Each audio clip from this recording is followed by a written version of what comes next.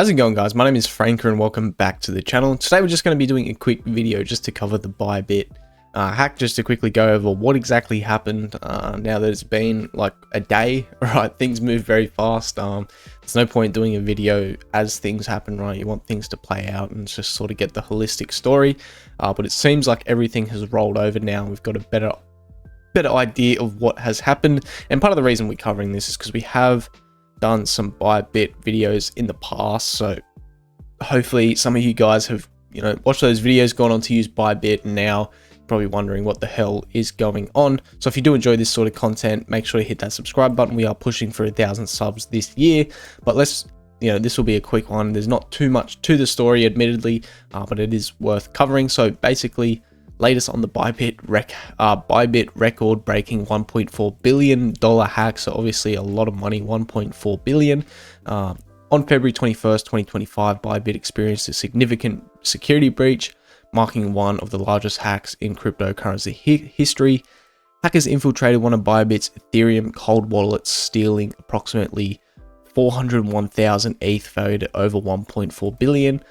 This incident has sent shockwaves through the digital asset industry, underscoring persistent security vulnerabilities. Of course, as that sort of says there, or the persistent security vulnerabilities, there's been a lot of issues with exchanges. You only need to go back and look at sort of FTX and Celsius and all those different exchanges, and crypto, whatever you want to call them, companies or providers or whatever they do, right? And they do have had big issues, going into liquidation. Of course, FTX clients are only just now getting their money back, so it is obviously quite concerning for a lot of people who are in ByBit, and especially if you have Ethereum.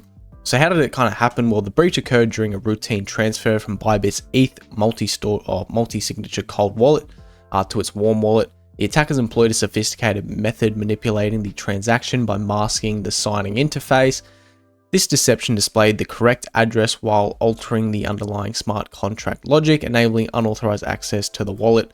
So how exactly, I'm no hacker, so I don't really know the ins and the outs, but when they've gone to transfer some Ethereum, they've somehow messed up what exactly they were meant to be doing. The hacker has got in and sort of changed some numbers, and ByBit basically overlooked it. That's my understanding, for a very, I guess like a fifth grade response to what happened.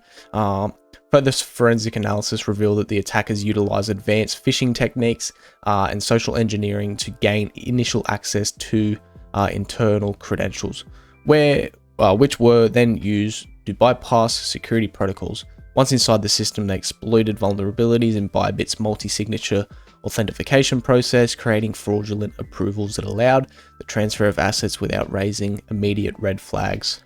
Emerging analysis suggests that North Korean state-sponsored hackers, specifically the Lazarus Group, may be responsible for the attack. Blockchain investigator Zach XBT, whoever that is, and security researchers have identified patterns consistent with previous Lazarus Group operations, including similarities to the Swyftx exchange hack back in January.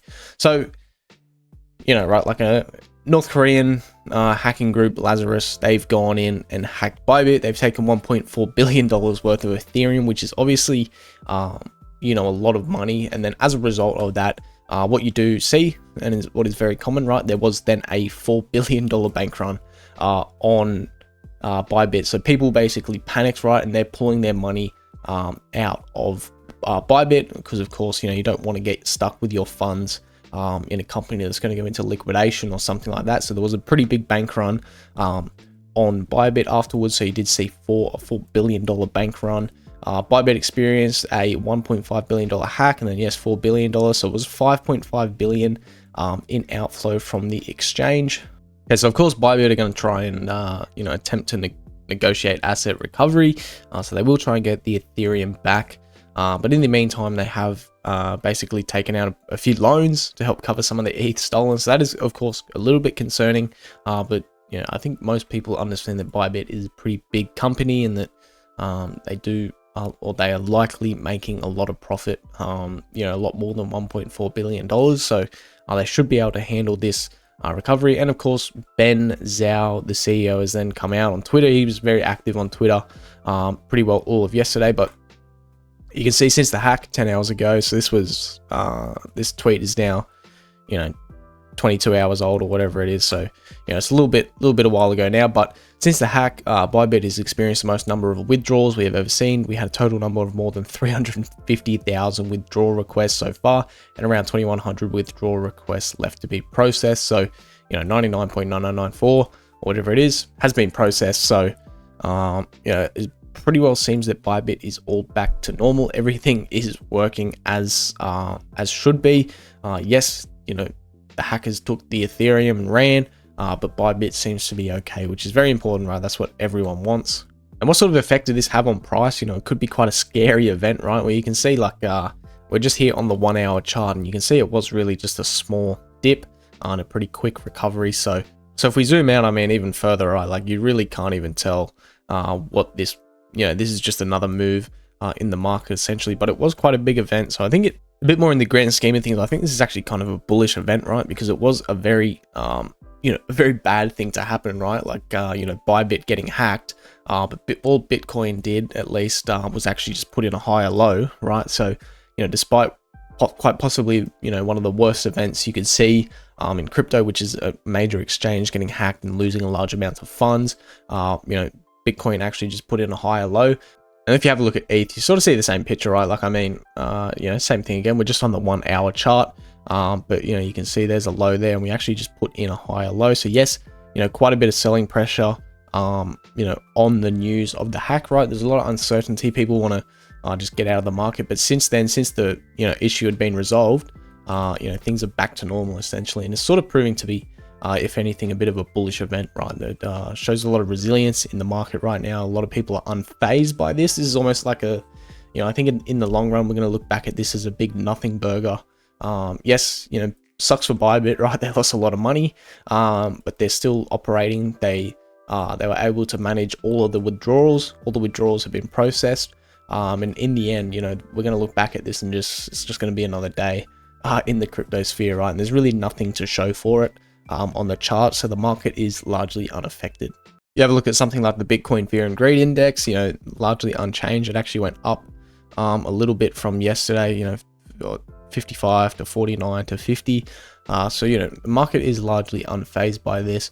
North Korea got some Ethereum, and ByBit seems to be okay. So that pretty well sums up, I think, everything you need to know at this point in time. Of course, that whole 12 to 24 hour period was probably quite stressful for a lot of people who had a lot of money in ByBit, but it's all worked itself out. So I would, wouldn't really take too much of this.